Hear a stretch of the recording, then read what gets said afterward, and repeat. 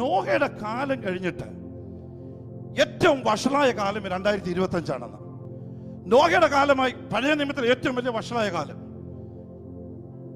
അത് കഴിഞ്ഞിട്ട് 2025 എന്ന് പറയുന്നത് പുൽപ്പറ്റ് മുതൽ പ്യൂ വരെ എല്ലായിടത്തും പാപത്തിന്റെ ആ കെട്ടുകൾ അങ്ങ് അഴിച്ചു വിട്ടിരിക്കുക എന്ന് പറയുന്നത്. People don't know how to behave. ഒരു ആത്മീയനെ സംബന്ധിച്ച് പ്രത്യേകിച്ച് യൗവനകാലത്തായിരിക്കുന്ന തലമുറകളോടും പറയാനുള്ളത്, യുവർ ആറ്റിറ്റ്യൂഡ് ഡിറ്റർമിൻസ് ക്യാരക്ടർ. നിങ്ങളുടെ ആറ്റിറ്റ്യൂഡാണ്, നമ്മുടെ ആറ്റിറ്റ്യൂഡാണ് എപ്പോഴും നമ്മുടെ സ്വഭാവത്തെ വിവരിക്കുന്നത്. സ്തോത്രം.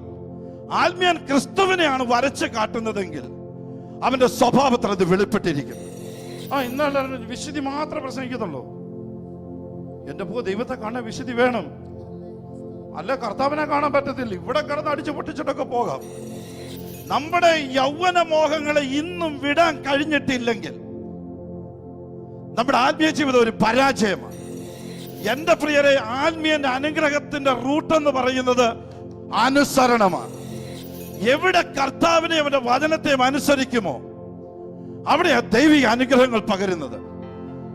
ഇവിടെ കിട്ടുന്ന ഒരു ജോലിയോ ഇവിടെ കിട്ടുന്ന കുറെ കാര്യങ്ങളല്ല. ക്രിസ്തുവിൽ വെണ്ണയായി നിൽക്കണമെങ്കിൽ വചനത്തെയും വചനം തന്ന കർത്താവിനെയും അനുസരിക്കണം. ഇത് പിടിച്ചവനെ ഒന്നും ദൈവം കൈവിട്ടിട്ടില്ല. ഇന്ന് പകൽക്കാലം പറയാൻ കഴിയുമോ? കയ്യിലിരിക്കുന്ന വചനം വെച്ചെന്ന് പറയാൻ കഴിയുമോ? ഈ വചനം വെച്ചെന്നെ ഒരു പാത്രമാക്കണമെന്ന് പറയാൻ കഴിയുമോ? നമ്മുടെ കുഞ്ഞുങ്ങൾ ഡോക്ടർമാരുണ്ട്, എഞ്ചിനീയർമാരുണ്ട്, എല്ലാവരും ഉണ്ട്. നല്ല കാര്യം, ദൈവം അനുഗ്രഹിക്കട്ടെ.